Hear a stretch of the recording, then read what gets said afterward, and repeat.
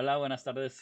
Bienvenidos a nuestra lectura de hábitos atómicos, un método sencillo y comprobado para construir hábitos buenos y desterrar los malos. Hoy vamos a empezar con la introducción,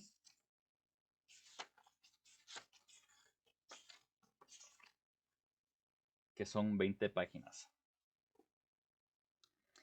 Introducción. Mi historia.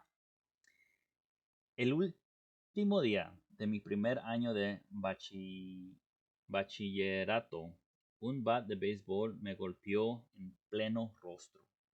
Uno de mis compañeros intentó hacer un movimiento largo para pegarle a la pelota, pero el bat se le resbaló y voló hacia mí antes de golpearme directamente entre los ojos. No conservo el recuerdo del momento justo del impacto. El bat me aplastó la cara de tal manera que la nariz se me convirtió en una especie de letra U distorsionada. El golpe literalmente provocó que el tejido blando de mi cerebro se incrustara en la pared posterior del cráneo. De inmediato mi cerebro comenzó a inflamarse como una ola expansiva que recorrió el interior de mi cabeza.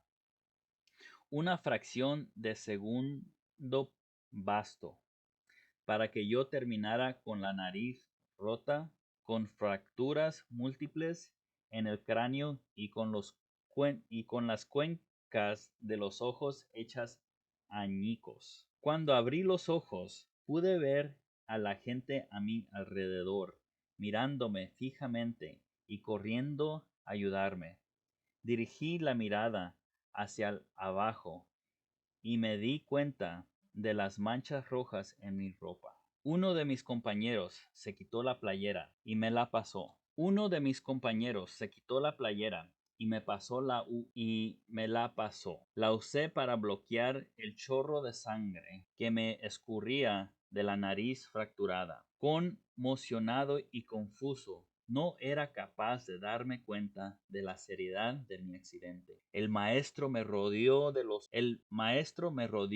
hombros con el brazo y comenzamos a caminar lentamente por el largo camino que conducía en la enfermería escolar.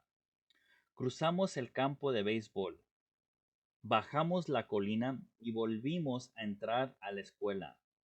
Había varias manos tocando mis costados y sosteniéndome. Nadie parecía darse cuenta de que cada minuto era importante. Cuando llegamos a la enfermería, la enfermera me hizo una serie de preguntas. ¿En qué año estamos? En 1998 respondí. En realidad se trataba del año 2002. ¿Quién es el presidente de los Estados Unidos? Bill Clinton, dije. La respuesta correcta era George W. Bush. ¿Cómo se llama tu mamá? Eh, dudé. Pasaron 10 segundos. Patty, dije tranquilamente, sin darme cuenta de que me había tomado 10 segundos recordar el nombre de mi madre. Esa es la última pregunta que recuerdo. Mi cuerpo era incapaz de soportar la rápida inflamación de mi cerebro y perdí la conciencia antes de que la ambulancia llegara. Minutos después, la ambulancia me sacaba de la escuela en dirección al hospital local. Poco después de llegar al hospital, mi cuerpo comenzó a colapsar. Estaba luchando por realizar las funciones más básicas, como tragar y respirar. Sufrí la primera convulsión de ese día. Después dejé de respirar por completo.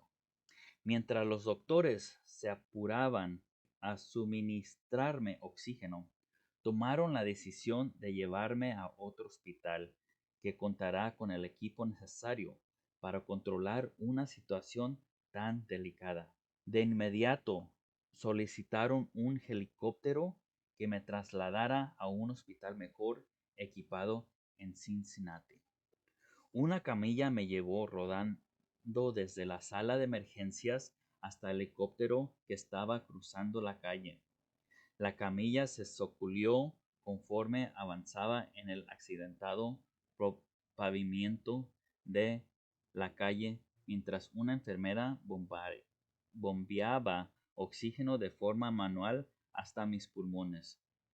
Mi madre, que había llegado al hospital un poco antes, se subió al helicóptero conmigo y durante todo el trayecto de- y durante todo el trayecto me sostuvo la mano, aunque yo seguía inconsciente y era incapaz de respirar por mí mismo. Mientras mi madre viajaba conmigo en el helicóptero, mi padre fue a casa a ver cómo estaban mi hermana y mi hermano y a comunicarles las malas noticias. Tuvo que esforzarse para contener las lágrimas cuando le explicó a mi hermana que no podría asistir a su graduación de bachillerato, que sería esa misma noche. Después de encargar a mis hermanos con amigos y familiares, manejó hasta Cincinnati para encontrarse con mi madre en el hospital. Cuando mi mamá y yo aterrizamos en el techo del hospital, un equipo de casi 20 doctores y enfermeros ya nos esperaba en el helipuerto para llevarme a una unidad de traumatología. Para entonces la inflamación de mi cerebro era tan severa que estaba sufriendo repetidas convulsiones postraumáticas. Cuanto antes debían operarme los huesos rotos de la cabeza, pero no estaba en condiciones de soportar una cirugía.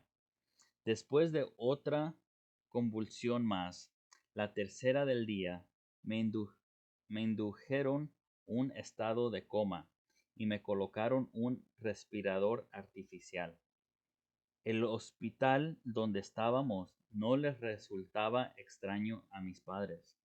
10 años antes habían entrado al mismo edificio después de que mi hermana fue diagnosticada con leucemia a los 3 años. Por entonces yo tenía 5 años y mi hermano tan solo 6 meses. Después de 2 años y medio de tratamientos de quimioterapia, punciones espinales y biopsias de médula espinal, mi hermana menor por fin salió del hospital contenta, sana y sin. Ahora, después de 10 años de vida normal, mis padres se encontraban de nuevo en el mismo lugar, pero con otro de sus hijos. Cuando entré en coma, el hospital envió a un sacerdote y una trabajadora social para confortar a mis padres. Se trataba del mismo sacerdote que había conocido una década antes, el día en que se enteraron de que mi hermana tenía cáncer. Conforme que fue haciendo de noche, una serie de aparatos se encargaron de mantenerme con vida. Mis padres pasaron la noche en una colchoneta del hospital con gran inquietud. Por momentos caían rendidos de cansancio para enseguida despertar llenos de preocupación. Tiempo después, mi madre me contó que esa había sido una de las peores noches de su vida. Mi recuperación. Afortunadamente, a la mañana siguiente, mi respiración se había normalizado a tal punto que los doctores se sintieron confiados de sacarme del coma inducido. Cuando por fin recuperé la conciencia, descubrí que había perdido el sentido del olfato. Para hacer una prueba, una enfermera me pidió que me sonara la nariz y que a continuación olfateara un jugo de manzana. Mi sentido del olfato regresó, pero el hecho de sonarme provocó que el aire pasara a través de las fracturas que tenía en la cuenca del ojo, lo cual empujó el globo ocular izquierdo hacia afuera. El globo quedó salido de la cuenca, sostenido apenas por el párpado y el nervio óptico que lo unía a mi cerebro. El oftalmólogo afirmó que mi ojo gradualmente volvería a su sitio conforme el aire saliera de la cuenca, pero le era imposible determinar cuánto tiempo le tomaría recuperar su posición normal. Me habían programado para una cirugía una semana después, para darme un poco más de tiempo para recuperarme. Todavía tenía el aspecto de alguien que hubiera estado en el lado equivocado de un cuadrilátero de boxeo, pero de cualquier manera me dieron autorización para salir del hospital. Regresé a casa con la nariz rota, media docena de fracturas faciales y el ojo izquierdo desprendido de su órbita. Los meses siguientes fueron muy duros.